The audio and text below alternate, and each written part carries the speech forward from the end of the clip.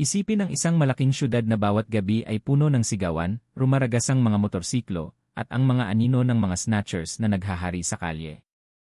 Ngunit sa loob lamang ng 3 araw, lahat ay nagbago. 78 sa pinakamapanganib na snatchers sa Maynila ang natagpuang patay at nakakalat sa kalye, palengke, terminal, maging sa mga sulok ng syudad na hindi natutulog. Walang dugo, walang ingay ng away, walang buhay na saksi. Isang tanda lang ang pare-parehong makikita sa kanilang dibdib. Isang bilog na itim na pasa, tila sinuntok ng isang hindi nakikitang kamay. Sabay-sabay na namatay ang lahat ng sisi. Paralisado ang pulisya, walang sagot. Nalunod ang syudad sa takot. Ngunit kakaiba ring nakaramdam ng ginhawa. Sino ang pumatay sa kanila? Bakit napakabilis, napakatahimik, at tila imposibleng kumilos ang pumatay? At bakit bawat saksi na nakakita ng silay ng figura ay inilarawan ito bilang isang paring nakaputi, may mahabang balbas, at hindi tinatablan ng bala? Nang ang huling nakaligtas na snatcher ay tuluyang sumuko habang umiiyak sa takot, nagsimulang mabunyag ang sikreto. Sumumpa siya na ang pumatay sa mga snatchers ay hindi tao, kundi isang tagapangalaga. Ang tanong, tagapangalaga ng ano? Tagapangalaga ng sino? At umalis na ba siya o nananambang pa rin sa dilim ng syudad? Magandang araw po sa inyong lahat. Bago tayo magsimula, huwag kalimutang pindutin ang like at subscribe button at panoorin ang video hanggang sa dulo. Huwag din kalimutang isulat ang panalangin para sa kaligtasan sa comment section. Sana sa pamamagitan ng mga panalangin, bigyan tayo ng Diyos ng biyaya at lahat tayo ay makakuha ng pamamagitan ni Kristo sa araw ng paghuhukom. Ang Maynila ay palaging magulo, maingay at buhay buong magdamag. Ngunit sa nakaraang 3 araw, ang syudad ay tila nalunod sa isang madilim na bulong na walang sinumang makapagpaliwanag. Sa gitna ng mga kalsada na karaniwang puno ng ugong ng motorsiklo at hiyawan ng mga tindera, ngayon ay isang paksa lang ang kumakalat sa bibig ng bawat isa. Ang pagkatuklas sa 78 bangkay ng mga snatcher na namatay sa parehong paraan. Isang itim na pasa sa dibdib, tila minarkahan ng isang hindi nakikita. Sa unang araw, natagpuan ang mga bangkay sa gilid ng kalsada sa Taft Avenue. Nakakalat lang sa basang bangketa mula sa ulan ng nakaraang gabi. Sa ikalawang araw, dumami ang bilang, hindi 1 o 2, kundi 12 natagpuan na nakakalat sa Divisoria, sa Baclaran Terminal. Maging sa sulok ng eskinita na tanging mga nagtitinda lang ang nakatira. Sa ikatlong araw, umabot sa 78 ang bilang. Lahat ay snatcher, lahat ay hinahanap ng pulisya, lahat ay may magkaparehong sugat. Sino ang naglagay sa kanila sa mga pampublikong lugar na tila gustong ipahiya sila sa harap ng mga taga-Maynila? Nagtipon ng mga pulis, maputla ang mukha, hindi dahil sa takot, kundi dahil sa matinding presyon na ngayon ay bumabagsak sa kanila mula sa lahat ng panig. Walang saksi, walang ingay ng away, walang ulat ng kaguluhan. Lahat ng sisi sa loob ng 500 metro mula sa pinangyarihan ay patay na parang sadyang pinutol ng kamay na mas matalino kaysa sa karaniwang kriminal. Paano nangyari na lahat ng sisi sa 12 ng magkakaibang lokasyon ay sabay-sabay na namatay? Ito ba ay isang planadong operasyon o aksyon ng isang tao na may kakayahang lampas sa normal? Sa gitna ng kaguluhan, kakaibang kapayapaan ang nadama ng mga taga-Maynila. Wala nang motorsiklo na ninanakaw sa liblib na kalsada. Wala nang hiyawan ng mga biktima na hinahabol ng snatcher. Wala nang pag-aalala sa pag-uwi sa gabi. Ito ba ay nagkataon lamang o isang mensahe? Kung ito ay mensahe, kanino ito nakatuon? Sa pulisya, sa publiko, o sa mga kriminal na naghari sa gabi sa matagal na panahon? Isang misteryosong figura ang nagsimulang lumabas sa bulungan ng mga residente. May nagsasabing nakakita sila ng matangkad na anino na nakaputing balabal na dumaan sa bubong ng mga bahay. Ngunit nang habulin, naglaho ang anino ng walang bakas. Mayroon ding sumumpa na nakarinig ng tunog na parang awit ng panalangin sa hating gabi bago natagpuan ang mga bangkay. Totoo ba na may isang tao o isang bagay na nagtatatag ng sarili nitong hustisya? Sa himpilan ng pulisya ng Maynila, nagsimulang maubusan ng pag-iisip ang matataas na opisyal. Paano nangyari na 78 tao ang napatay ng walang ingay, walang saksi, nang hindi nakunan ng kamera? Bakit lahat ng bangkay ay may itim na pasa? Hindi saksak, hindi putok, hindi suntok, kundi pasa na tila suntok mula sa isang hindi nakikita. Ano ba talaga ang nangyayari sa syudad na ito? At mas nakakatakot na tanong ang nagsimulang lumabas. Kung mayroong makakapatay ng 78 snatcher sa loob ng 3 araw, bakit hindi pa siya pumatay ng mas marami? Ano ba talaga ang hinahanap niya at kailan siya titigil? Ang Maynila na karaniwang maliwanag ay tila nababalot ngayon ng ulap ng takot. Ngunit sa likod ng takot na iyon, mayroong ginhawa na mahirap itago. Tahimik ba talagang sinusuportahan ng publiko ang pagpatay na ito? Naramdaman ba nila na may isang tao na sa wakas ay kumilos ng hindi na kaya ng batas na protektahan sila? Sa gitna ng lahat ng tanong na iyon, isang bulong-bulungan ang nagsimulang kumalat na ang lahat ng ito ay nagsimula sa isang babae, isang dalagang estudyante na natagpuang patay sa isang liblib na kalsada matapos mabiktima ng snatcher. Ang pagpatay ba sa 78 snatcher na ito ay paghihiganti? Kung totoo, sino ang naghihiganti? At higit sa lahat, bakit ginawa ang paghihiganti sa isang napakalinis, napakatahimik, at tila imposibleng paraan? Naramdaman ang syudad ng Maynila na may isang bagay na lumalaki sa likod ng ulap ng gabi. Isang bagay na hindi kayang kontrolin ng pulisya, hindi kayang maunawaan ng lohika, at marahil ay hindi nagmula sa ordinaryong tao. Ang tanong ngayon ay isa lang, ito ba ay simula pa lang? Ang ika-30 bangkay ay natagpuan sa Pasay Terminal madaling araw. Agad na napaupo ang janitor na nakatagpo nito. Hindi dahil sa pandidiri, kundi dahil tila nakatingin sa kanya ang bangkay na may dilat na mata. Isang blangkong tingin na tila may ipinararating. Ang dibdib nito ay kulay asul, bilog na pasa, malalim na hindi katulad ng suntok ng tao. Tila may hindi nakikitang kamay na bumangga dito nang may lakas na lampas sa limitasyon. Tumakbo ang janitor habang sumisigaw. Ngunit nang dumating ang pulisya, walang nakitang anumang bakas ng salarin. Malinis ang sahig, walang fingerprint, walang dugo, walang palatandaan ng away. Tila inilagay lang ng maingat ang bangkay. Paano nangyari na may makakapatay at makapaglalagay ng bangkay nang hindi nag-iwan ng anumang ebidensya? Sa investigative post, nagsimulang maubusan ng pasensya ang mga pulis. Bawat ulat na pumapasok ay may parehong pattern. Bangkay ng snatcher, itim na pasa sa dibdib, walang saksi. Patay ang siye. Walang iniwang bakas ang salarin. Tao ba talaga ang pumatay na ito o may mas madilim na bagay na naglalakad sa mga kalye ng Maynila? Naalala ng isa sa mga investigador ang isang bagay. Bakit lahat ng bangkay ay natagpuan sa mga pampublikong lugar? Kung gusto ng salarin na magtago, syempre ay maitatapon niya ang bangkay sa liblib na lugar. Ngunit pinili niya ang pinakamaraming tao, pinakamalawak, pinakamadaling makita. Para saan? Gusto ba niyang ipakita ang kanyang kapangyarihan o gusto niyang magpadala ng mensahe na maaari siyang pumasok sa anumang lugar ng hindi natutukoy? Lumabas ang mas malamig na tanong. Ano ang gustong patunayan ng salarin sa pulisya? Sa gitna ng kaguluhan, isang residente ang nagsabing nakakita siya ng nakaputing figura na naglalakad mag-isa sa riles ng tren. Ngunit nang lumapit, naglaho ang figura na parang usok na tinangay ng hangin. Mayroon ding nagtitinda ng kape na sumumpa na nakarinig ng maliliit na putok na parang paputok. Ngunit nang tingnan, walang tao. Ang nakita lang ay isang bagong bangkay na nakakalat sa gilid ng kalsada. Napakabilis ba ng pagkilos ng salarin na hindi na ito nakikita ng ordinaryong tao?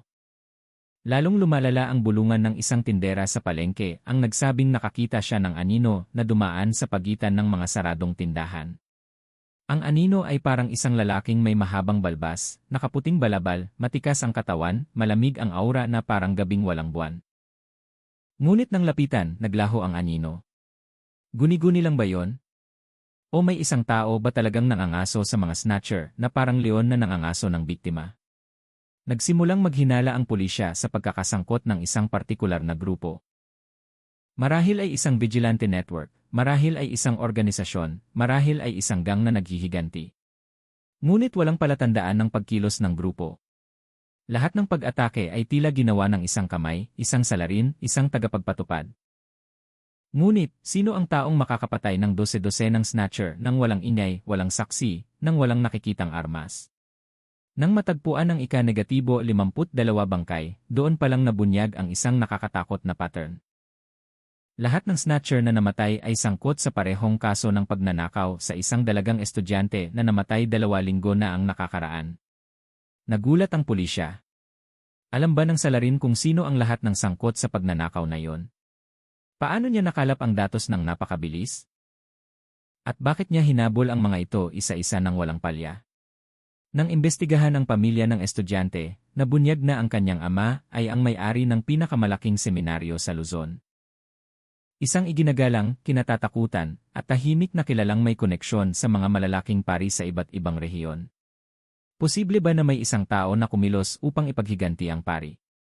Lalong lumakas ang bulong-bulungan tungkol sa nakaputing figura. Tinawag ito ng ilan na anghel ng paghihiganti, ang iba naman ay tinawag itong bantay na engkanto ng seminaryo. Ngunit isang bulong-bulungan ang nagpatayo ng balahibo ng pulisya na ang figura ay hindi tinatablan ng bala. Totoo ba na may isang taong hindi tinatablan ng bala na gumagala sa Maynila? Ang mga pulis na nakarinig ng ulat ay nagtinginan lang dahil sa kanilang mga puso, isang takot ang lalong nagiging totoo. Paano kung ang salarin ay hindi lang mahirap hulihin, kundi talagang hindi mahuhuli? Nang matagpuan ang huling bangkay sa ikatlong araw, ang syudad ay tila tumahimik. Mayroong kakaibang katahimikan sa hangin na parang pagkatapos ng malakas na bagyo. Ngunit sa katahimikan na yon, mayroong tanong na nakasabit ng mabigat sa ulo ng lahat. Saan nagpunta ang salarin at babalik pa ba siya? Sa gitna ng takot na yon, isang bagay ang malinaw. May isang taong nagtatatag ng sarili nitong hustisya at naglaho siya ng walang iniiwang anino. Ang buwan ang bumagsak sa Maynila ng gabing iyon, binabasa ang mga bubong ng bahay at ang tahimik na mga kalsada. Ngunit sa loob ng himpilan ng pulisya, mas matalim ang lamig kaysa sa hangin ng gabi. Nakaupo ang mga investigador sa kani-kanilang mesa na may pulang mata, pagod na sinusubukang buuin ang mga piraso ng palaisipan na hindi makatwiran. 80 bangkay sa loob ng 3 araw. Walang fingerprint, walang ebidensya.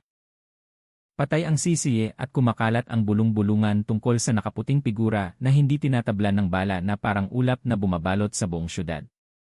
At sa gitna ng gabing iyon, isang lalaki ang dumating na nanginginig ang katawan, kinakatok ang pinto ng istasyon ng pulisya habang umiiyak sa takot. Puno ng pasa ang mukha niya, punit ang kanyang damit at tila kakagaling lang sa bingit ng kamatayan. Nang lapitan siya ng mga pulis, agad siyang lumuhod habang nagmamakaawa na arestuhin siya. "Sir, tulong po. Pakihuli po ako. Ayoko pong mamatay tulad ng mga kaibigan ko." Nagtinginan ang mga pulis. Kilala nila ang lalaki, isang kilalang snatcher, isang pinaghahanap na matagal nang hinahanap. Ngunit ngayon, sumuko siya ng walang banta, walang negosasyon, dahil lamang sa takot. Ano ang nagpatahimik sa isang brutal na kriminal na lumuhod na parang bata? Ipinasok ang lalaki sa interrogation room. Ang kanyang kamay ay nanginginig ng husto nang hawakan niya ang basong tubig. "Nakita ko mismo, sir," sabi niya habang humihinga ng may takot. "Nakita ko ang taong iyon. Nakita ko ang mga mata niya." Umupo ng tuwid ang mga investigador. Ito ang unang pagkakataon na may buhay na saksi na umamin na nakakita sa salarin ng pagpatay. "Ikwento mo ang lahat," sabi ng isa sa mga opisyal. Yumuko ang snatcher, nanginginig ang maliit niyang boses. "4 kami ng gabing iyon, sir. Naghahanap kami ng target tulad ng dati. Nakita namin ang isang babaeng dumadaan mag-isa na nakasuot ng belo. Mabilis siyang maglakad. Sinundan namin siya mula sa likod. Tumahimik ang himpilan ng pulisya. Alam ng lahat kung saan patungo ang kwento. Ngunit lumaban ang babae, patuloy niya. Nakaya niyang pigilan ang sundang. Sumigaw siya. Nagpanik kami. Inatake namin siya. Ngunit pagkatapos siyang bumagsak, naging kakaiba ang kapaligiran, sir. Tila biglang bumigat ang hangin. Tila may nakatingin sa amin mula sa dilim. Tinakpan ng snatcher ang kanyang mukha na tila inaalala ang isang bangungot. Biglang may nakatayo sa harap namin, matangkad, nakaputing balabal. Mahaba ang balbas niya, matatalas ang mga mata. Hindi siya nagsalita ng anuman. Tiningnan lang niya kami at naramdaman ko na parang sinaksak ang dibdib ko mula sa loob. Yumuko ang pulisya. Sinuntok ka niya. Umiling ng mabilis ang snatcher. "Hindi, sir. Gumalaw lang siya ng bahagya." Agad na tumalsik ang kaibigan ko ng 5 metro. Agad na naging itim at asul ang dibdib niya na parang binubugbog ng malaking martilyo. Ngunit hindi niya kami hinawakan, sir. Itinaas lang niya ang kanyang kamay. Sa silid na yon, napakabigat ng katahimikan na ang tunog ng tiktak ng orasan ay parang malakas na tunog. "Isang tao lang ang salarin?" Tanong ng investigador. Isa, sir, mabilis na sagot ng snatcher. Ngunit hindi siya ordinaryong tao. Binaril namin siya mula sa layong 2 metro lang, ngunit ang bala ay nahulog mismo bago tumama sa katawan niya. Nagtinginan ang mga pulis ng may pagdududa. Nahulog ang bala bago tumama sa katawan. Posible ba yon? Posible ba na may taong makakapigil ng bala sa hangin? Ipinagpatuloy ng snatcher sa halos pabulong na boses. Lahat kami binaril, sir. Ngunit tumayo lang siya, na parang natatakot ang bala na hawakan siya. Ang takot ay napakatotoo sa kanyang mukha na nagpatayo ng balahibo ng mga investigador. Kung ang isang brutal na lalaki ay umamin na natatakot at sumuko, ano ba talaga ang nakita niya sa gabing iyon ng pagnanakaw? Sino siya? Tanong ng investigador sa mahinang boses. Yumuko ang snatcher, nanginginig ang kanyang katawan. Hindi ko po alam ang pangalan niya, sir. Ngunit ang paraan ng kanyang pagkilos, ang paraan ng kanyang pagtingin sa amin. Parang siya ay isang pari, parang mula sa seminaryo, ngunit makapangyarihan at hindi tinatablan. Sinabi ng kanyang mga mata na hatulan na kayo. At umiyak ng humihikbi ang lalaki. Isang bagay na hindi pa nila nakita mula sa isang kilalang sadista na snatcher. Pinatay niya ang mga kaibigan ko isa-isa. Ako lang ang nakatakas. Tumakbo ako ng malayo hanggat kaya ko. Ngunit naramdaman ko na nakatingin pa rin siya sa akin, sir. Hahanapin niya ako ulit kung hindi ako ikukulong. Isang malaking tanong ang nakabitin sa hangin. Posible ba nasangkot ang isang pari sa pagpatay na ito? At kung gayon, sino ang paring may ganitong kakayahan? Sa panahong iyon, hindi pa alam ng pulisya ang mga detalye. Ngunit, ilang oras lamang pagkatapos, ang investigasyon ay humantong sa isang pinakanakakatakot na katotohanan. Ang babaeng ninakawan ay ang nag-iisang anak ng isang malaking seminaryo sa Luzon. Ito ba ay nagkataon lang o ang pagpatay na ito ay paghihiganti na ginawa ng isang tao na may kapangyarihan na lampas sa normal na tao? Ang balita tungkol sa pag-amin ng snatcher ay mabilis na kumalat sa mga mesa ng investigador. Isa-isa ang mga miyembro ng pulisya na lumapit sa interrogation room na puno ng mga tanong. Kung ang salarin ay nakaputing balabal, may balbas, hindi tinatablan ng bala, at kayang pumatay ng hindi hinahawakan ang biktima, sino ang maaaring gumawa niyon? Sinusubukan ng mga investigador na hanapin ang mga fingerprint, medical record, at criminal record mula sa lahat ng pinangyarihan ng krimen. Ngunit ang resulta ay wala, tulad ng dati. Walang ebidensya, walang bakas, walang ngene, walang tapak. Paano nangyari na may makakapatay ng 78 tao nang hindi nag-iwan ng pisikal na bakas? Lumabas ang mas madilim na tanong. Wala ba talaga ang bakas ng salarin? Pagkatapos ay sinuri muli ng mga investigador ang pinangyarihan ng pagnanakaw sa dalagang estudyante. Ang lokasyon ay liblib. Isang maliit na kalsada na may kaunting ilaw. Doon nakita ng pulisya ang dugo, tsinelas, at notebook ng pag-aaral ng dalaga. Ngunit may isang bagay na nagparamdam sa kanila ng lamig, isang mahabang linya sa lupa. Na parang bakas ng katawan na kinaladkad ng isang bagay o ng isang tao. Biglang huminto sa paghinga ang isa sa mga investigador. Sa dulo ng linyang iyon, sa dingding ng ladrilyo, may bakas ng itim na palad. Hindi pintura, hindi uling, kundi tila bakas ng init ng enerhiya na agad na nasunog. Iba ang hugis nito sa pasa sa dibdib ng mga snatcher. Ngunit, sa kung anong dahilan, tila magkatulad. Tanda ba yon ng salarin o tanda ng isang mas malaki? Kinunan ng larawan ng forensic team ang bakas. Ngunit walang sinumang makapagpaliwanag. Walang natagpo ang residue, walang natirang init, walang nasunog na material. Tila ang tanda na iyon ay hindi nagmula sa parehong mundo ng ibang mga bagay.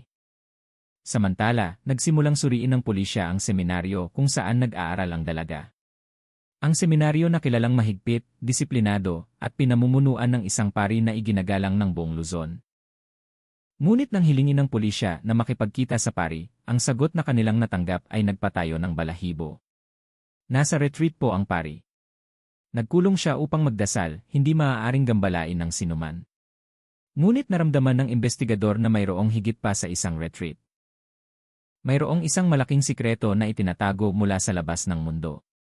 Isang residente malapit sa seminaryo ang mahinang nagsabi, ang pari ay isang mabait, malumanay na tao, ngunit kung sasaktan ang kanyang anak, hindi ko maiisip kung ano ang gagawin niya. Sinasabing ang batang pari noon ay may isang napakamakapangyarihang guro. Makapangyarihan. Ang salitang iyon ay patuloy na umuulit sa lahat ng testimonya. Ngunit walang makapagtapos ng konklusyon ang pulisya. Kailangan nilang maghanap ng katotohanan. Nagpatuloy ang investigasyon sa ospital kung saan inilagak ang labi ng dalaga. Binuksan ng forensic pathologist ang ulat na may malungkot na mukha, saksak, matalim na hiwa sa braso. Malakas na palatandaan ng paglaban. Sinubukan ng dalaga na mabuhay, sinubukang lumaban, ngunit nabigo. Ngunit may isang detalye na nagpatigil sa pulisya. Ang oras ng pagkamatay ng dalaga ay halos kapareho ng oras ng unang paglitaw ng nakaputing figura sa iba't ibang lokasyon sa Maynila. Tila ang kanyang pagkamatay ang naging sanhi ng isang bagay na madilim, mabilis, at napakamatay. Nagtanong ang investigador, dumating ba ang kanyang pamilya dito pagkatapos? Dahan-dahang umiling ang doktor. Sandali lang dumating ang kanyang ama, tahimik lang, matagal na tiningnan ang kanyang anak, pagkatapos ay umalis ng walang imik. Tahimik, nakatitig, umalis. Iyon ba ay ekspresyon ng kalungkutan o galit na nakatago sa mapanganib na katahimikan? Nang subukan ng pulisya na muling makipagkita sa kanya kinabukasan, wala na ang pari sa seminaryo. Isang maikling mensahe lang ang iniwan ng tagapamahala. Nagpapahinga po ang pari. Walang nakakaalam kung saan siya nagpunta. Saan nagpunta ang pari sa araw na naganap ang lahat ng pagpatay at bakit tila sadyang binura ang bawat bakas na patungo sa kanya? Inamin din ng ilang residente na nakakita sila ng nakaputing figura na naglalakad sa tulay ng San Juanico noong gabing naganap ang huling pagpatay. Ngunit nang lapitan nila, naglaho lang ang figura. Ito ba ay anino lang o talagang kayang kumilos ng salarin ng napakabilis? Naghanap ang pulisya, ngunit ang resulta ay pareho pa rin. Walang ebidensya, walang bakas, walang pangalan na mailalagay nila sa ulat. At habang mas matagal silang nag-imbestiga, mas lalong bumibigat ang isang katotohanan. Ayaw ng salarin na matagpuan o marahil mas nakakatakot pa, hindi matatagpuan ang salarin. Sa huli, ang investigative team ay nagtatanong na lang habang tinitingnan ang tambak ng mga dokumento na walang sagot. Ang pari ba talaga ang salarin? Kung gayon, paano siya naglaho ng walang iniiwang anino? At kung hindi siya, sino ang nakaputing figura na yon? Ang tanong na yon ay nakabitin, sumasakal, walang sagot. At isang bagay ang nagpaparamdam sa buong syudad ng Maynila ng parehong lamig.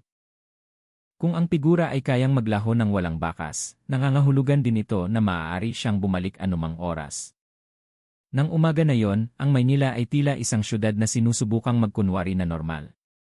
Nagtatrabaho pa rin ang mga tao, puno pa rin ang palengke, masikip pa rin ang mga sasakyan sa mga kalsada. Ngunit sa likod ng ingay ng syudad, tensyon ang nakabitin sa hangin.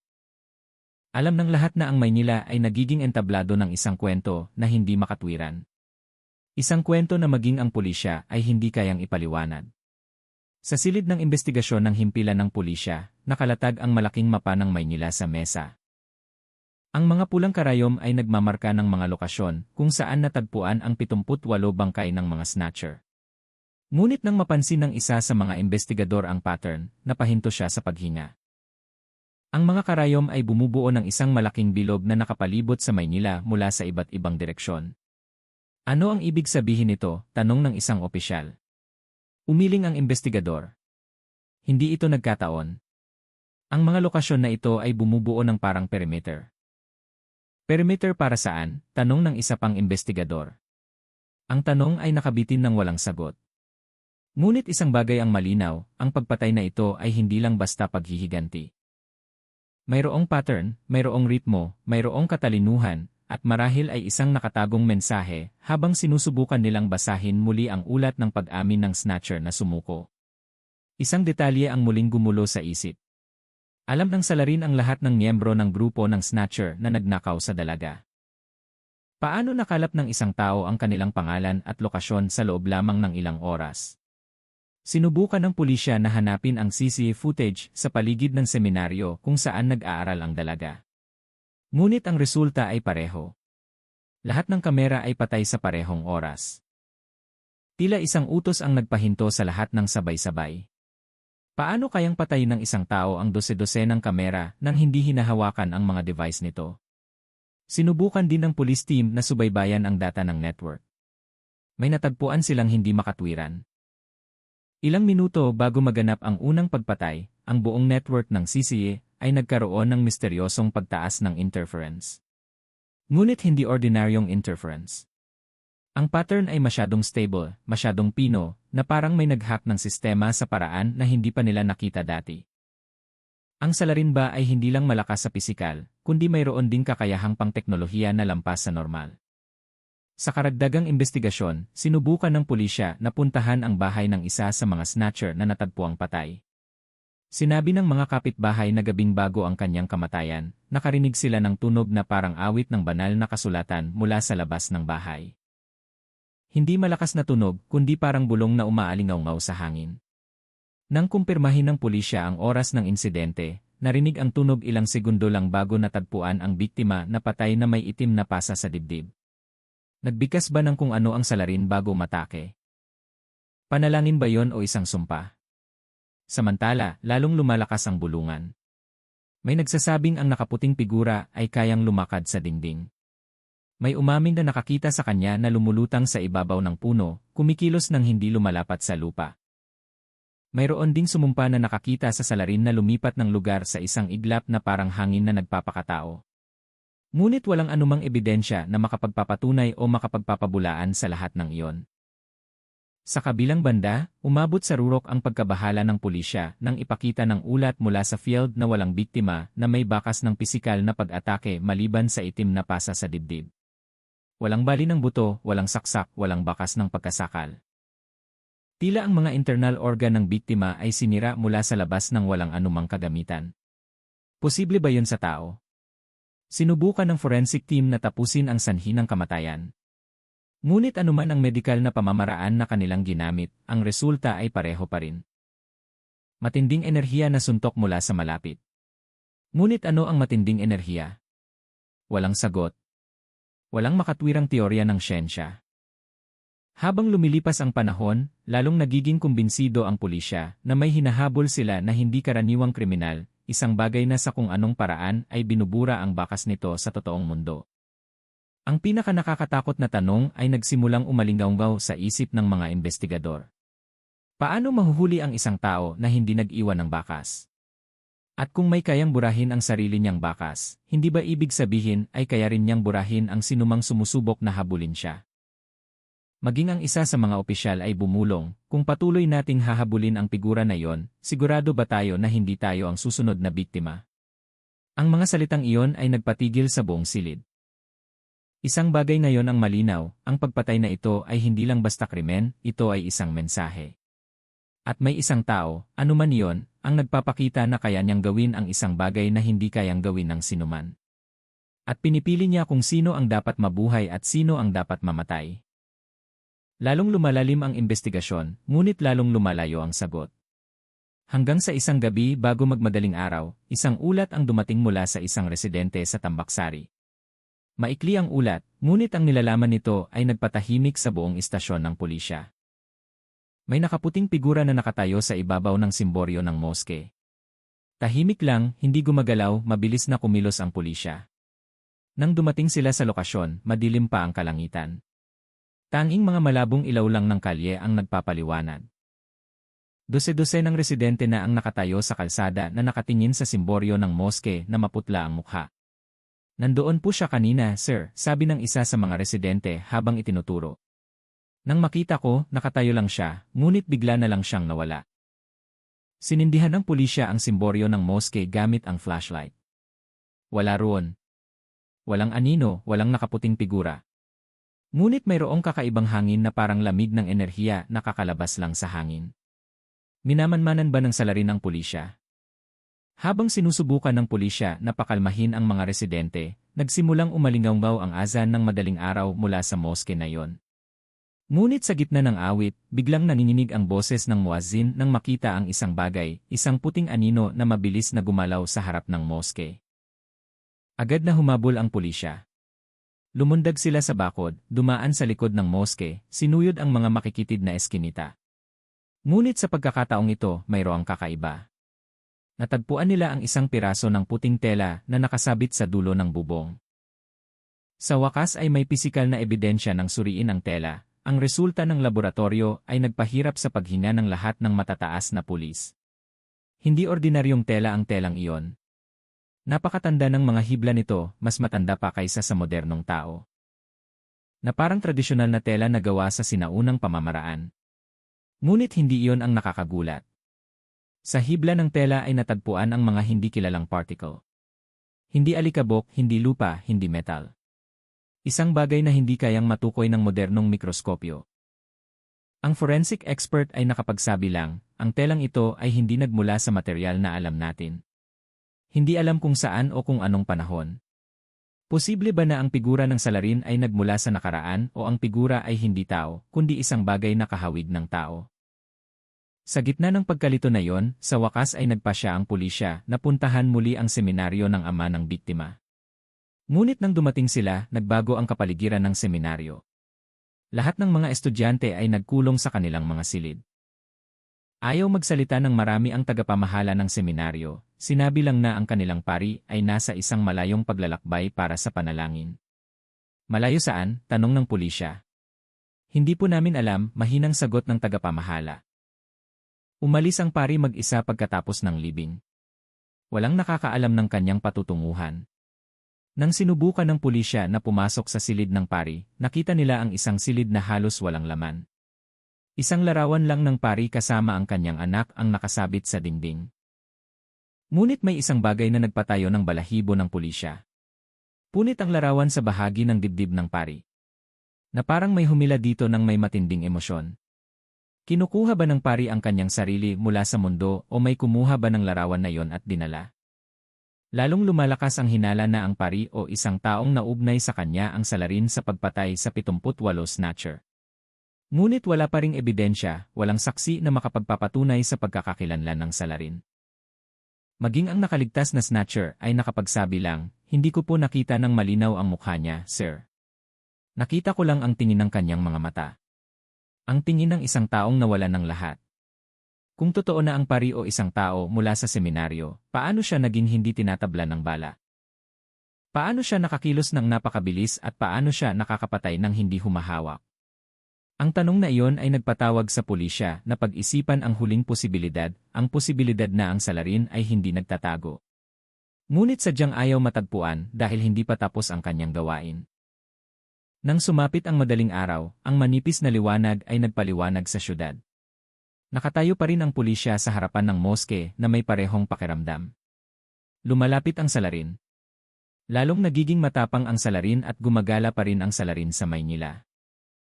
Isang tanong lang ngayon ang bumabagabag sa lahat.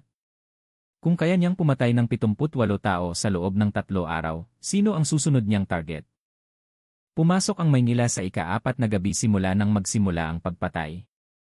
Ngunit ang gabing iyon ang tila pinakanakakatakot. Tila huminga ng malalim ang syudad. Walang nakakabinging ingay ng tambutso. Walang hiyawan ng mga lasing mula sa madilim na eskinita.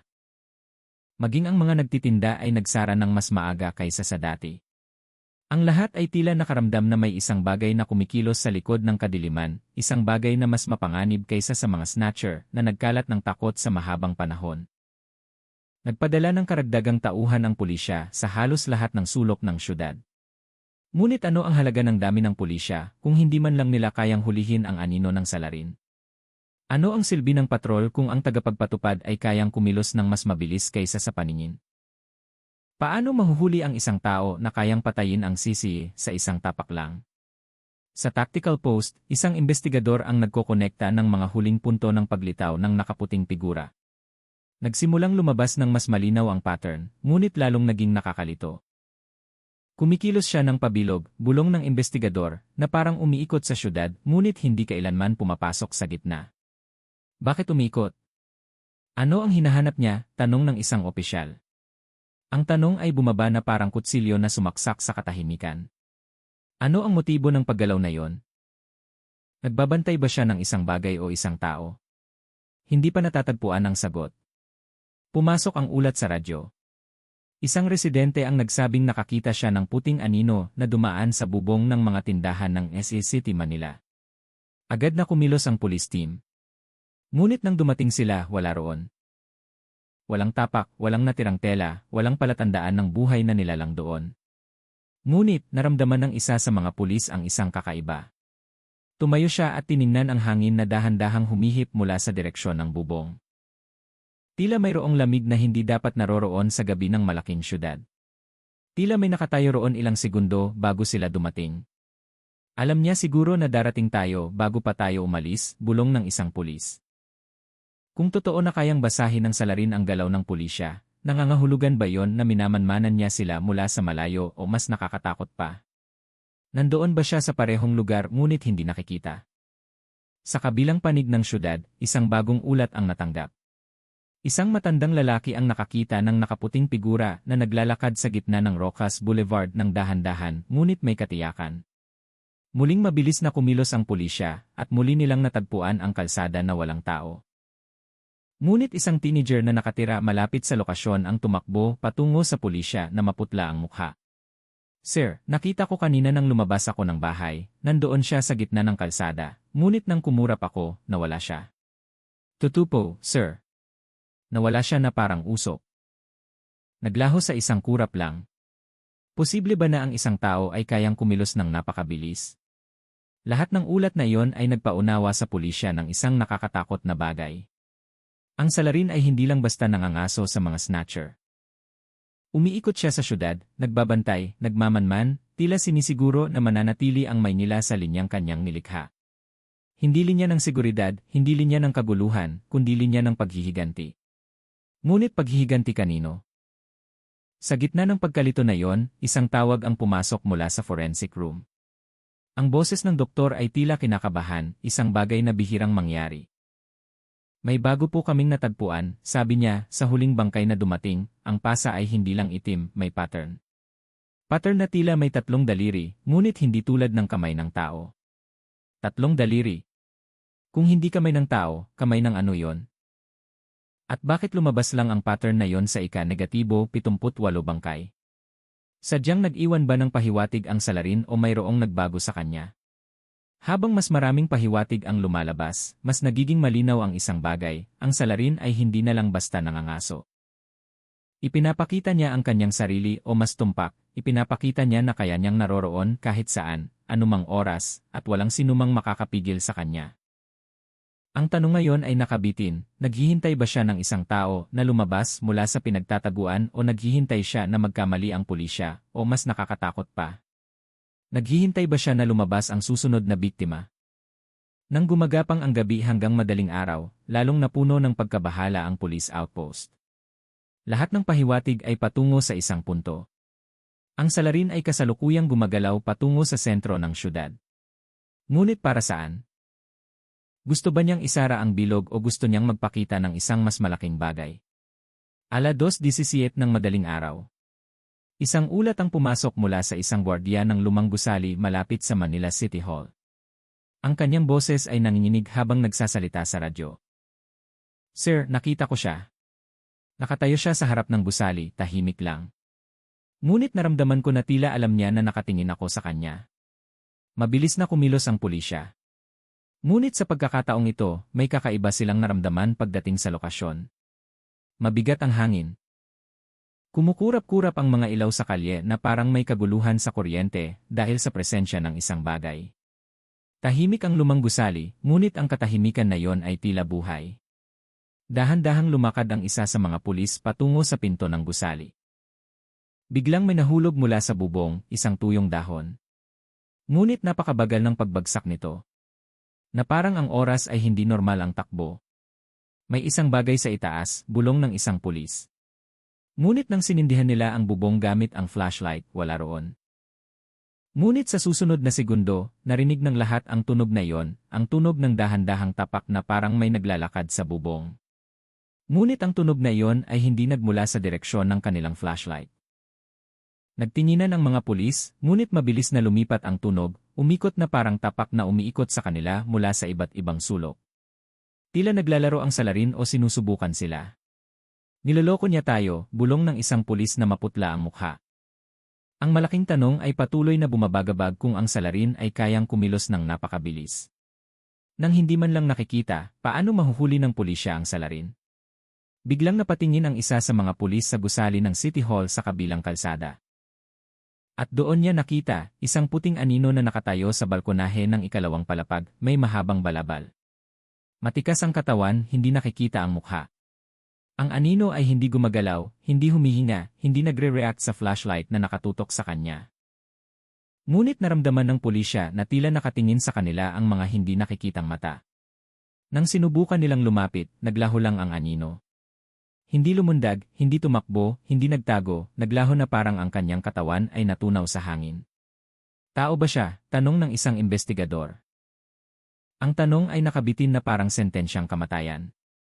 Kung ang salarin ay hindi tao, ano ang hinahabol nila sa mahabang panahon na ito, at ano ang koneksyon nito sa seminaryo, sa pagkamatay ng dalaga, sa paring nawala?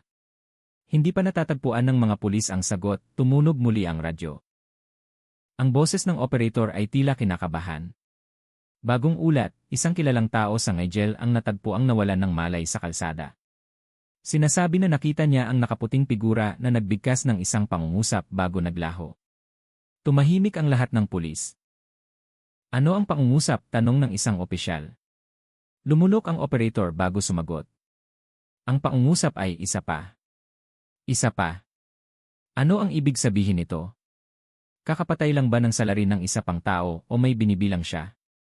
Nang pumunta ang pulisya sa lokasyon, nakita nila ang lupa na may maliliit na lamat na parang tinamaan ng napakalakas na presyon na imposibleng likhain ng tao. At sa gitna ng lamat na yon, may isang bagay na nagpatigil sa buong investigative team, bakas ng takong. Hindi palabas kundi papasok sa lamat. Na parang may isang tao na humakbang papasok sa lupa. Lalong naging madilim ang tanong. Ang salarin ba ay talagang tao o nahaharap ang Maynila sa isang bagay na wala na sa hangganan ng totoong mundo? At kung kaya niyang pumasok sa lupa, kaya rin ba niyang lumabas anumang oras niya gusto? Nang gabing iyon, naintindihan ng lahat ng pulis ang isang bagay. Ang salarin ay hindi tumatakas. Ang salarin ay paparating at hindi pa siya tapos. Hindi pa kailanman naramdaman ng Maynila ang isang gabing ganoon katindi. Pagkatapos ng pagkatuklas ng lamat sa lupa na may bakas ng takong na nakatuon papasok, ang buong puwersa ng pulisya ay tila naubusan ng pag-isip. Walang teorya ng siyensya, walang lohikal na paliwanag, walang esi na makapagpapaliwanag kung paano makakapasok ang isang tao sa lupa at pagkatapos ay maglaho ng walang bakas. Ngunit mayroong mas nakakatakot na nangyayari. Pagkatapos ng pagkatuklas na iyon, nagsimulang mag-ulat ang mga residente na nakarinig sila ng tunog. Tunog na tila nagmumula sa ilalim ng kanilang mga paa. Sa gubeng, isang nagtitinda ng seit ang umamin na nakarinig ng tunog na parang mabilis na tapak sa ilalim ng lupa. Sa Tegalsari, isang may bahay ang umamin na nakarinig ng malabong tunog na parang may nagbabasa ng mahabang panalangin mula sa likod ng sahig ng kanyang bahay. Posible ba na ang salarin ay gumagalaw sa ilalim ng lupa? O mas nakakatakot na posibilidad ang nangyayari na ang salarin ay hindi lang kayang pumatay, kundi kayang lumipat ng lugar sa pamamagitan ng isang medium na hindi kailanman naunawaan ng tao. Nagpadala ang pulisya ng geological at forensic team. Sinubukan nilang suriin ang lamat sa lupa gamit ang underground camera. Ngunit namatay ang kamera pagpasok ng humigit kumulang 20 sentimetro sa lamat. Ganap na namatay na tila may malakas na field na pumutol sa lahat ng electronic signal. Katulad ng CCE sa mga lokasyon ng pagpatay noon. Nagkataon lang ba ito o isang pattern na sadyang iniwan? Nang kumatok ang isang investigador sa sahig sa paligid ng lamat, may narinig. Hindi ordinaryong etyo, kundi parang sagot mula sa loob ng lupa, isang pinong pagyanig. Na parang tunog na ayaw marinig. Ngunit nandoon. Posible ba na nagtatago ang salarin sa ibang mundo na nakakabit sa mundong ito? O mayroon ba siyang kakayahan na nagpapahintulot sa kanya na lumabas at pumasok sa mga dimensyon na hindi nauunawaan ng tao? Hindi pa natatapos ang pagkalito na yon, biglang umalingaw ang sirena mula sa dulo ng kalsada. Agad na nagtungo ang pulisya sa pinagmulan nito. Sa isang makipot na pasilyo, isang lalaki ang natagpuang nawalan ng malay na may takot na mukha. Nang magkamalay, agad siyang sumigaw ng histeriko. Dumaan siya, sir. Dumaan siya mula sa ilalim ng mga paa ko. Narinig ko ang boses niya. Narinig ko siyang nagsabi, hindi pa tapos. Hindi pa tapos. Ano ang hindi pa tapos? May iba pa bang target na hinahabol? May iba pa bang snatcher na hindi pa natatagpuan? O hinahabol na niya ngayon ang ibang tao maliban sa mga snatcher. Lalong gumulo ang lahat nang dumating ang pinakabagong ulat mula sa bahay ni Father Antonio, ang ama ng dalagang ninakawan. Natuklasan ng pulisya ang katotohanan na nawala na ang pari noon, ngunit palaging bumabalik pagkatapos ng ilang araw ng walang paliwanag. Bawat pagbalik, mas payat ang kanyang katawan, mas kalmado ang kanyang mukha, at palagi siyang gumugugol ng gabi sa mahabang panalangin. Maaari bang may kinalaman ito sa nakaputing figura na ngayon ay bumabagabag sa Maynila? Mayroon bang espiritual na koneksyon ang pari sa nilalang na iyon o ang pari mismo ang salarin? Ngunit paano nangyari na ang isang iginagalang at malumanay na pari ay kayang gumawa ng ganoong kalupit na pagpatay? Paano siya naging hindi tinatabla ng bala? Paano siya lumitaw at nawala ng hindi nakikita? Nang buksan ng pulisya ang lumang kahoy na kabaong sa silid ng pari, nakita nila ang mga sinaunang manuskrito na nakasulat sa hindi kilalang Arabong script. Karamihan ay naglalaman ng mga panalangin at talata, ngunit may isang pahina na nagpagimbal sa kanila. Isang pangungusap ang nakasulat, kung ang karangalan ng pamilya ay nyurakan, ang tagapangalaga ng langit ay bababa. Naglalakad siya sa mundong ito, ngunit hindi siya mula sa mundong ito. Naghihiganti siya hindi gamit ang kamay, kundi sa hindi nakikitang pahintulot. Tagapangalaga ng langit. Ang figura ba na iyon ang hinahabol nila o isang lumalang na manuskrito na walang kahulugan? Ngunit ang huling bahagi ng manuskrito ay nagpatayo ng balahibo ng lahat ng investigador. Hindi siya titigil hanggang sa sarado ang buong bilog ng paghihiganti. At kapag sarado ang bilog na iyon, babalik siya sa pinanggalingan niya. Ang bilog ba ng paghihiganti ay ang bilog ng mga lokasyon ng mga bangkay ng snatcher? Kung gayon, kumpleto na ba ang bilog na iyon o may isa pang punto na hindi pa nahahawakan ng salarin? At kung totoo na babalik siya pagkatapos masarado ang bilog na iyon, saan siya babalik?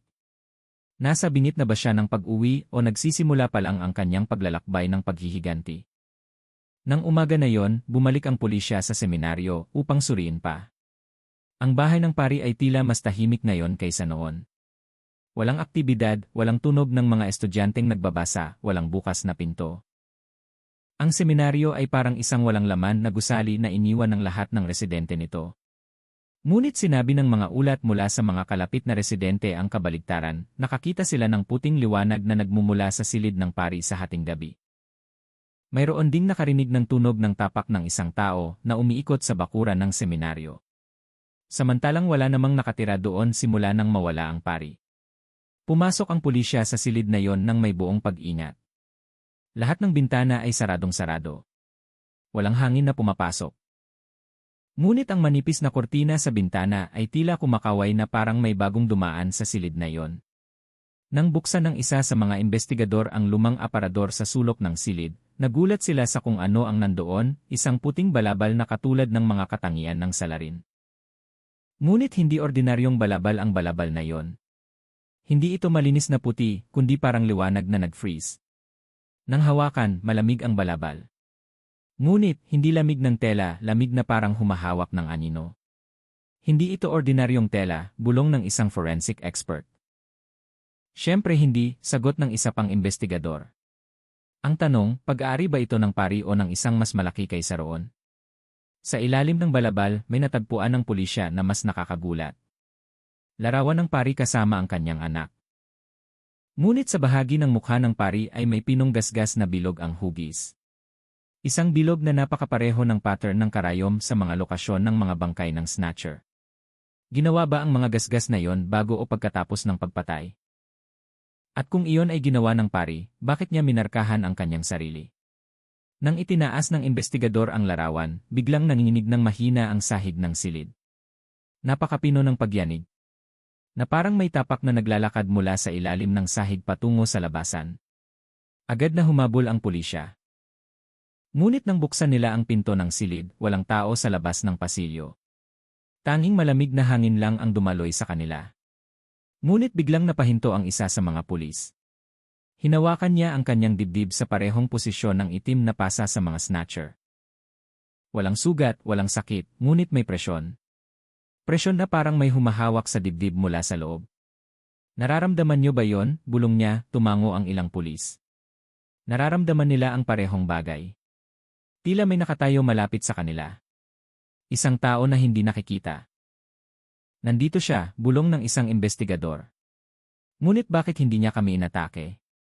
Dahil ba hindi target ang pulisya, o dahil hindi pa tapos ang kanyang paghihiganti? O mas nakakatakot pa, naghihintay ba siya ng isang bagay bago siya kumilos? Nang aalis na ang pulisya sa seminaryo, biglang nagsara ang pangunahing pinto ng malakas. Napakalakas na nagyanig ang lahat ng salamin ng bintana. Pagkatapos ay narinig ang tunog. Hindi tunog ng tao, hindi tunog ng hangin. Isang bulong. Mahina.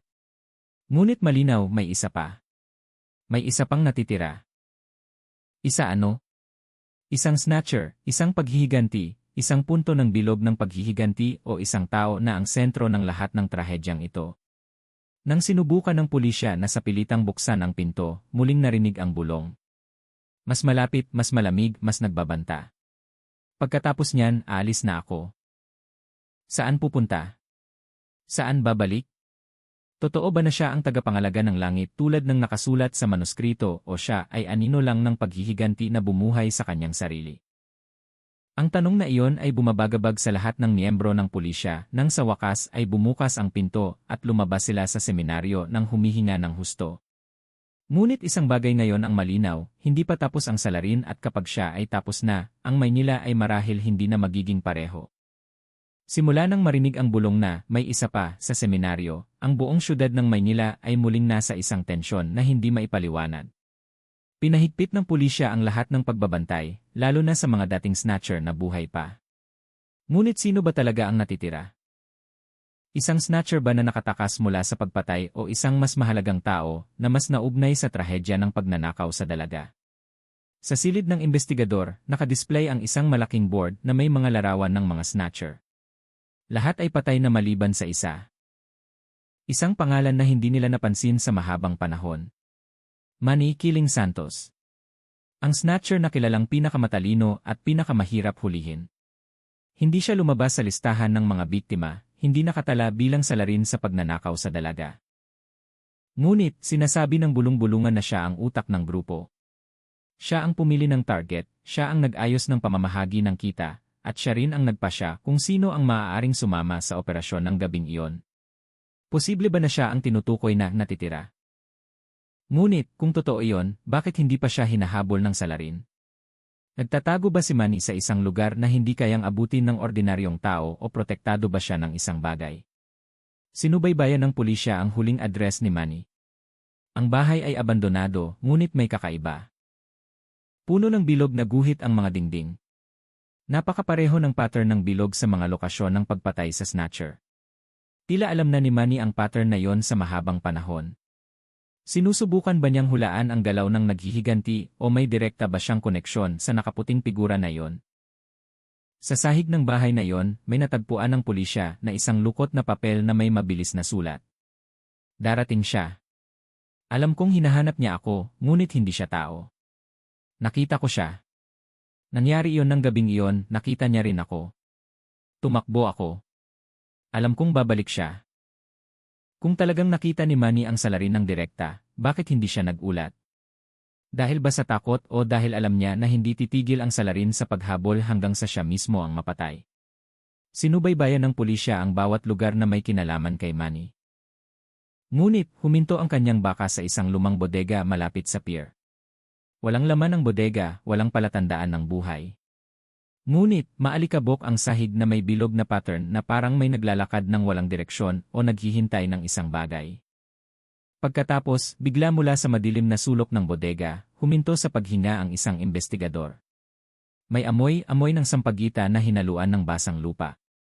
Parehong amoy sa mga lokasyon ng pagpatay. Parehong amoy ng magsarado ang pinto ng seminaryo. Nandoon ba ang salarin sa bodega? Ngunit kung nandoon siya, bakit hindi niya inatake ang pulisya? Dahil ba wala roon si Manny? Sinusundan lang ba ng salarin ang bakas upang siguraduhin na hindi makakatakas ang kanyang huling target? Nang suriin ng pulisya ang CCA sa paligid ng pier, lahat ng footage sa isang partikular na oras ay patay, oras na kasabay ng pagpasok ng pulisya sa bodega. Pinatay ba ng salarin ang kamera hindi upang magtago, kundi upang itago ang isang bagay mula sa pulisya? Nang aalis na sila, may narinig mula sa likod na dingding ng bodega. Tatlong dahan-dahang katok na may ritmo na parang may nakatayo sa likod ng manipis na dingding na yon. Naghihintay. Itinutok ng pulisya ang kanilang mga armas. Ngunit ang lumabas ay hindi tao. Isang puting anino ang mabilis na gumalaw, humaba na parang ulap at pagkatapos ay naglaho agad. Walang anyo, walang tunog, ngunit ang hangin ay tila may dumaan. Tila sinabi ng salarin, huli na kayo. Wala siya rito. Kung gayon, saan nagtatago si Manny? At paano alam ng salarin ang eksaktong lokasyon ni Manny? Isang investigador ang bumulong habang tinitingnan ang bilog na dingding, posible ba? Si Manny ang huling susi. Hindi lang bilang target, kundi bilang isang taong may sikreto kung bakit lumitaw ang figura na yon. Hindi pa natatagpuan ang sagot sa tanong na yon. Ngunit ng gabing iyon, alam ng Maynila ang isang bagay. Ang nakaputing figura ay hindi pa umaalis. Lalong lumalapit siya sa kanyang huling target at walang makakapigil sa kanya. Nang sumunod na umaga, nyanig ang mundo ng investigasyon ng hindi inaasahang balita. Natagpuan si Manny, hindi ng pulisya, hindi ng mga residente, kundi ng kanyang sarili na sumuko sa isang maliit na security post malapit sa Rojas Boulevard. Nanginginig ang kanyang katawan, maputla ang kanyang mukha, namumula ang kanyang mga mata na tila hindi natulog ng ilang araw. Ngunit ang pinakanakakatakot ay ang malabong itim na pasa sa kanyang dibdib, hindi kasing laki ng sa mga snatcher na namatay, kundi parang isang babala. Agad na lumuhod si Manny sa harap ng mga gwardiya. Tulong, sir, pakiusap. Ayoko pong mamatay. Humagulgol siya. At sa unang pagkakataon, nakita ng Maynila ang isang maalamat na snatcher na lumuhod na parang bata sa takot. Matapos dalhin sa himpilan ng pulisya, nagsimula ang interogasyon. Matagal bago nakapagsalita si Manny. Huminga siya ng malalim. Ang kanyang mga mata ay laging nakatingin sa sulok ng silid na parang may nakatayo roon. Nakita ko siya ng gabing iyon, dahan-dahan niyang sinabi. Nanginginig ang kanyang boses sa takot. Nang inatake namin ang babae, ako ang nag-utos sa mga kaibigan ko, sir. Hindi ako ang sumaksak sa kanya, ngunit ako ang pumili sa kanya. Nang tanungin ng pulisya kung bakit siya tumakas pagkatapos nyon, lumunok si Manny. Dahil pagkatapos bumagsak ang babae, may nakita ako sa likod ng mga puno. Isang puting liwanag ang nakatayo ng tahimik at ang kanyang mga mata. Ang kanyang mga mata ay tila alam kung ano ang ginawa ko. Alam ang lahat ng kasalanan ko. Itinala ng pulisya. Ngunit ang sumunod na sinabi ni Manny ay nagpalamig sa buong silid. Nakita ko siyang lumakad patungo sa amin, ngunit ang kanyang mga tapak ay hindi lumalapat sa lupa. Tila siya lumulutang, ngunit parang tao pa rin. At nang sinubukan ng mga kaibigan ko na tumakas, inangat lang niya ng bahagya ang kanyang kamay. Tinakpan ni Manny ang kanyang mukha. Nanginginig ng husto ang kanyang katawan. Nakita ko mismo, agad na naging asul ang kanilang mga dibdib. Nahulog sila ng walang ingay. Isa-isa, mabilis na parang kinuha ang kanilang mga buhay. Paano ka nakatakas? Tanong ng investigador. Ipinilig ni Manny ang kanyang mukha. Takot na alalahanin yon. Tumakbo ako sa kanal, pumasok sa putik hanggang sa malubog. Ngunit nang lumingon ako, nakatayo siya sa gilid ng kanal na yon. Hindi niya ako hinabol. Tinuro lang niya ako. Tinuro ka. Dahan-dahang tumango si Manny. Sinabi niya, hindi pa ang iyong oras, hindi pa ang iyong oras. Bakit hinayaan si Manny na mabuhay? Ano ang kanyang papel? Kailangan ba niyang makita ang lahat ng kanyang kasama na namatay bago dumating ang kanyang pagkakataon? Ipinagpatuloy ni Manny habang umiiyak. Nagtago ako ng ilang araw sa bodega, sa palengke, sa toilet ng terminal. Ngunit saan man ako magtago, laging may amoy ng sampagita at basang lupa. Alam kong malapit na siya. Sinabi niya muli sa aking tenga. Isa pa. Hinawakan ni Manny ang kanyang dibdib na may malabong pasa. Binigyan niya ako ng tanda na ito, isang babala. Kung gusto niya akong patayin, kaya niya mula pa kahapon. Ngunit may hinihintay siya. Ano ang hinihintay niya? Tanong ng investigador. Ipinikit ni Manny ang kanyang mga mata. Hinihintay niya akong umamin. Para saan? Upang malaman ng mundo. Hindi siya ordinaryong mamamatay tao. Binuksan ni Manny ang kanyang mga mata. Narinig ko siyang nagsabi, hindi ako mamamatay tao. Ako ay tagapangalaga. Tagapangalaga? Tagapangalaga ng ano? Tagapangalaga ng sino? Nagtinginan ang mga pulis. Gumamit ng parehong salita ang sinaunang manuskrito sa silid ng pari. Tagapangalaga ng langit. Nangangahulugan ba ito na may direktang koneksyon ang pari sa nilalang na iyon? O humingi ng tulong ang pari at tinupad ng tagapangalaga ang kanyang kahilingan? Ngunit ang sumunod na pangungusap ni Manny ay nagpatahimik sa buong silid. Hindi ang figura na iyon ang pari. Nang lumapit siya, malinaw kong nakita ang kanyang mukha. Hindi iyon mukha ng ordinaryong tao. Ang kanyang mukha ay tila nagliliwanag na parang hindi mula sa mundong ito. Nangangahulugan ba ito na ang nakaputing figura ay hindi tao? O siya ay isang tao lang na nagbago dahil sa kapangyarihan na hindi nauunawaan ng tao? Yumuko si Manny habang umiiyak. Sir, pakiusap, bantayan niyo po ako. Alam kong darating siya ngayong gabi. Sinabi niya na pagkatapos kong magsalita, tapos na ang kanyang gawain. Kung totoo yan, ngayong gabi ba ang huling gabi ni Manny? O ngayong gabi ba ang gabi kung saan ipapakita ng figura ang kanyang tunay na anyo? Isang bagay ngayon ang sigurado, hindi pa umaalis ang tagapangalaga. Naghihintay lang siya at ang oras na kanyang hinihintay ay ilang oras na lang. Simula nang magbigay si Manny ng kanyang huling pag-amin, ang buong himpilan ng pulisya ay tila isang silid na naghihintay ng isang bagay na hindi nila maiiwasan. Bumigat ang hangin, ang orasan sa dingding ay tumatakbo ng mas mabagal kaysa sa dati. At ang bawat isa ay tila may mata na nagmamanman mula sa madilim na sulok ng silid na iyon. 10:11 ng gabi.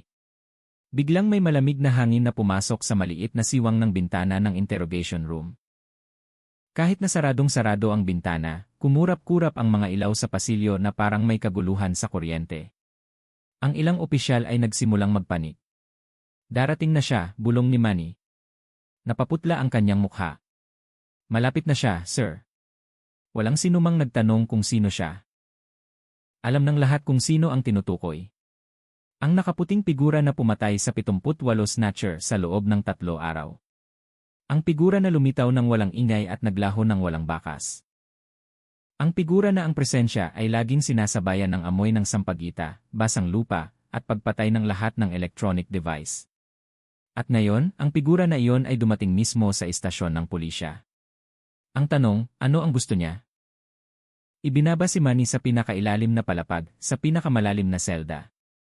6 na pulis ang nagbabantay. Lahat ay may kompletong armas. Ngunit ano ang halaga ng armas kung ang bala ay kayang mahulog bago tumama sa katawan ng salarin? 10:26 ng gabi, ang sisili sa pasilyo patungo sa selda ay nagsimulang kumurap. 10:27, ganap na namatay. 10:28, muling bumaba ang malamig na hangin. Mas matalim na tumusok sa buto. 10:29, umalinggaw ang alarm ng motion sensor. Ngunit walang sinumang tao ang dumaan. Bumulong ang investigador na nagmamanman sa monitor na nanginginig ang boses. Saan siya pumasok? Walang bukas na pinto, walang basag na bintana, walang tunog ng tapak. Ngunit lahat ng sensor ay nag-uulat ng presensya ng isang gumagalaw na nilalang na lumalapit ng lumalapit patungo kay Manny. Kung hindi siya pumasok sa pinto, saan siya pumasok? Totoo ba na kaya niyang lumabas at pumasok mula sa mga hindi nakikitang dimensyon? O totoo ba na pumasok siya sa lupa tulad ng ebidensya na natagpuan ng pulisya? Naglinya ang pulisya sa pasilyo, itinaas ang mga armas. Hindi nila alam kung magagamit iyon, ngunit ang likas na pagtatanggol sa sarili ay nangibabaw. Mahinang sumigaw si Manny mula sa loob ng selda. Sir, huwag po buksan. Huwag buksan. Nandito na siya. Narinig ko siyang bumubulong ng pangalan ko. Bulong, pagyanig, mahinang tunog na parang hangin na nagdadala ng mga kakaibang salita. Biglang napaupo ang isa sa mga pulis, hinawakan ang kanyang dibdib. May presyon na parang may kamay na humahawak mula sa loob ng katawan ko. Ang presyon ay lumitaw isa-isa sa ibang pulis. Na parang isang pinong babala. Hindi niyo ako kalaban, ngunit huwag niyo akong hadlangan. Pagkatapos ay kumalat ang amoy ng sampagita, lumakas ang amoy ng basang lupa, namatay ang mga ilaw, ganap na madilim. At sa gitna ng kadiliman na yon, isang puting liwanag na napakadilim ang dahan-dahang lumitaw sa dulo ng pasilyo. Hindi liwanag ng ilaw, hindi liwanag ng flashlight. Ang liwanag na yon ay lumulutang, lumalapit. Sa wakas ay nakita ang figura. Mahabang puting balabal, nakabitin na parang usok. Matikas ang katawan, ngunit ang kanyang mga tapak ay hindi kailanman lumapat sa sahig. Mahabang balbas na nagpapakita ng maputlang liwanag. Hindi malinaw na nakikita ang tingin ng mata. Ngunit, ang bawat isa ay naramdaman na ang tingin na yon ay tumusok sa kanilang puso. Ang figura ay hindi naglalakad. Dumadaloy siya. Ang tanong, totoo ba na siya ay tao? O siya ay anyo ng galit ng ama ng dalaga na naging isang bagay na hindi maipaliwanag? Napatigil ang pulisya, hindi makakilos, hindi makasigaw, hindi makahinga. Nang huminto ang figura sa harap ng selda ni Manny, ang silid ay tila huminto sa pag-ikot. Sumubsob si Manny, umiiyak ng histeriko. Patawad, patawad, naikwento ko na ang lahat. Bakit? Bakit ka pa rin dumating? Walang sagot. Dahan-dahang itinaas ng figura ang kanyang kamay, napakadahan-dahan. Ngunit sapat upang yumanig ang alon ng hangin at gumawa ng tunog ng lamat ang dingding ng selda. Sumigaw si Manny habang hinahawakan ang kanyang dibdib na nagsisimula ng maging asul. Dumating ang presyon. Parehong presyon na pumatay sa 78 snatcher noon. Tigil, sigaw ng investigador. Kahit na alam niya na walang titigil, ngunit sa sandaling iyon, may nangyari na hindi inaasahan. Huminto ang figura, hindi pinatay si Manny. Bakit? Ano ang nagbago? Sa katahimikan, bahagyang yumuko ang figura na parang nakikinig ng isang bagay mula sa malayo. Pagkatapos ay nanginginig ng mahina ang liwanag ng kanyang katawan at naglaho agad ang figura. Hindi umatras, hindi umalis, hindi tumakas, naglaho. Ang tanong, kung hindi niya pinatay si Manny, sino ang hinahabol niya ngayon? Ano ang mas mahalaga kaysa sa kanyang huling target? At paano niya nalaman na may nangyari sa labas ng istasyon ng pulisya? Sa itaas ng madilim na lupa ng Maynila, naging mas malamig ang hangin ng gabi. Hindi pa tapos ang tagapangalaga. May iba pa siyang layunin. Nang maglaho ang figura mula sa selda, nagmadali ang pulisya palabas. Walang nakakaalam kung saan siya nagpunta. Ngunit, isang bagay ang malinaw, napakabilis niya kumilos. Masyadong mabilis upang mahuli, masyadong mabilis upang masundan. Sumabog ang radyo sa mga ulat ng panik. May kaguluhan sa seminaryo, may liwanag, may pagyanig ng lupa. Nakita ng mga tao ang puting figura na pumasok. Ang tunay bang layunin ay nasa seminaryo? Bakit siya bumalik doon? Nakabalik na ba ang pari? O may isang bagay sa loob ng seminaryo na hindi pa nabubunyag? Dose-dose ng pulis ang nagtungo sa lokasyon. Pagdating nila, may kakaibang pag-ikot ng hangin sa bakuran ng seminaryo. Lahat ng pinto ay bumukas ng kusa. Kumakaway ang mga kurtina ng walang hangin. Narinig ang kaluskos ng mga dahon kahit na hindi gumagalaw ang mga puno. Sa gitna ng bakuran may liwanag. Isang puting liwanag na umiikot na parang maliit na vortex, dahan-dahan, malambot, ngunit naglalabas ng aura na nagpatayo ng balahibo. Nakatayo ang figura sa harap ng pangunahing gusali ng seminaryo, sa harap ng silid ng pari. Ang pinto ng silid ay dahan-dahang nalalatagan na parang binuksan ng kapangyarihan mula sa labas ng mundo. Pumasok ang figura. Sinundan ng pulisya mula sa malayo. Hindi nangahas na lumapit ng masyado. Sa loob ng silid, huminto ang figura sa harap ng larawan ng pari at ng kanyang anak. Ang larawan na dati nilang natagpuan na punit ang bahagi ng dibdib. Ngayon, biglang nagsama muli ang larawan ng walang punit, walang gasgas. Paano nangyari yon? Itinaas ng figura ang kanyang kamay. Biglang narinig ang tunog mula sa loob ng silid, hindi tunog ng tao. Tunog na parang ugong ng hangin na nagdadala ng mga salita mula sa ibang mundo. Tapos na ang aking paglalakbay. Kumura pang mga ilaw, nyanig ang sahig, lalong lumiwanag ang puting liwanag. Napatigil ang pulisya, hindi makakilos. Hindi makaatras. Sa liwanag na yon, dahan-dahang nagbago ang nakaputing figura. Kumupas ang kanyang katawan. Nagniningning ang kanyang balabal na parang alikabok ng liwanag na tinangay ng hangin. Naghalo ang kanyang anyo sa isang pino na sinag na umakyat, tumagos sa kisam ng silid at pagkatapos ay nawala. At nang maglaho ang huling liwanag, naging madilim ang silid ng pari tulad ng dati. Walang figura, walang balabal, walang bakas, tanging katahimikan na tila katapusan ng isang napakahabang bagay. Ang huling tanong ay nakabitin. Nangangahulugan ba ito na ganap na nang naiganti ang paghihiganti? Nakabalik na ba ang tagapangalaga sa kanyang pinanggalingan? At kung totoo na siya ang tagapangalaga ng langit, babalik pa kaya siya balang araw kung may ibang kawalan ng katarungan na gigising sa kanya? Sinuri ng pulisya ang silid. Walang anumang nagbago maliban sa isang bagay, ang larawan ng pari at ng kanyang anak na ngayon ay buo at nakalagay ng maayos sa mesa, na may maliit na sulat sa ilalim na dati ay wala. Ang katarungan ay bumalik sa kanyang may-ari. Sa labas ng seminaryo, muling naging mainit ang hangin ng gabi, muling naging tahimik ang Maynila. Ngunit, ang bawat isa na nakaranas ng gabing iyon ay alam na ang tagapangalaga ay maaaring umalis. Ngunit hindi ibig sabihin ay hindi siya nagbabantay. Dahil ang ilang anino ay hindi kailanman talagang nawawala. Sa isang malaking syudad na palaging ipinagmamalaki bilang puso ng komersyo, sentro ng kultura, at simbolo ng katapangan ng mga Pilipino, ang Maynila ay biglang naging entablado ng takot. Ngunit ang takot na iyon ay hindi nagmula sa nakaputing figura na lumitaw sa madilim na sulok ng gabi.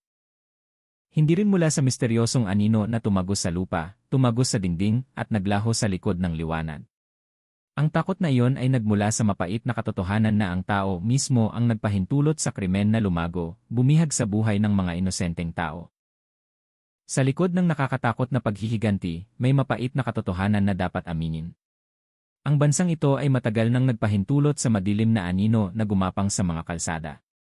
Ang mga snatcher, ang mga kriminal, ang mga nanggugulo, hindi sila lumabas mula sa kawalan.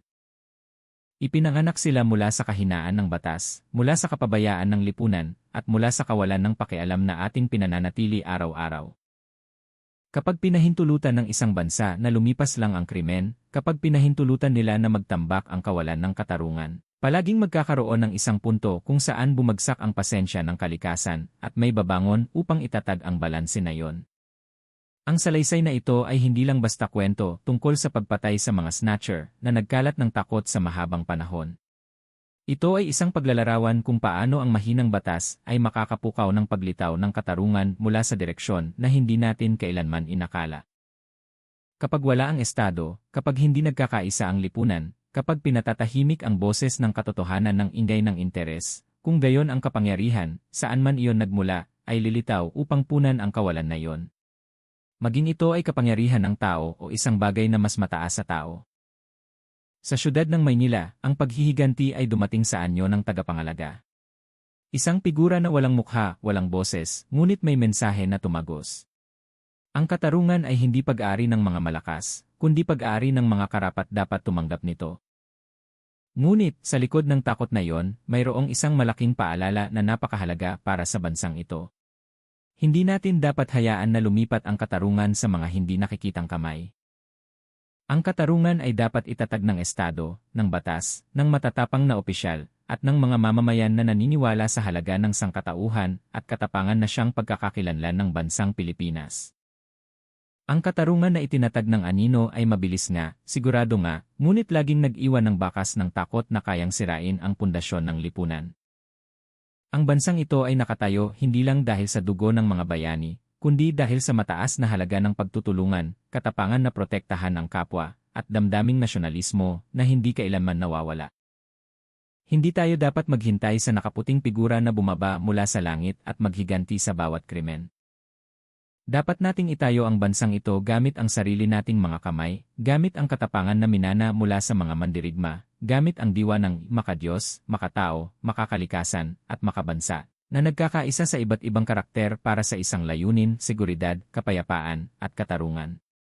Ang nakakatakot na kwentong ito ay dapat sampalin ang ating kamalayan na kapag natatakot ang lipunan na umuwi sa gabi, kapag hindi naligtas ang mga dalaga na maglakad sa sarili nilang syudad. Nangangahulugan iyon na nabigo tayo na panatilihin ang Pilipinas na dapat ay isang ligtas na tahanan para sa lahat. Napakapait na ang mga taga-Maynila ay nakaramdam ng ginhawa sa pagkamatay ng mga snatcher, ginhawa sa pagkamatay ng kapwa-tao, dahil hindi sila naniniwala na kayang gumana ang batas. Dapat nating tanungin, paano magiging matatag ang isang bansa kung mas naniniwala ang lipunan sa katarungan na nagmumula sa dilim kaysa sa katarungan ng Estado? Ang takot ay refleksyon ng kawalan ng katarungan na matagal nang pinabayaan. Ngunit may isang bagay na hindi dapat kalimutan.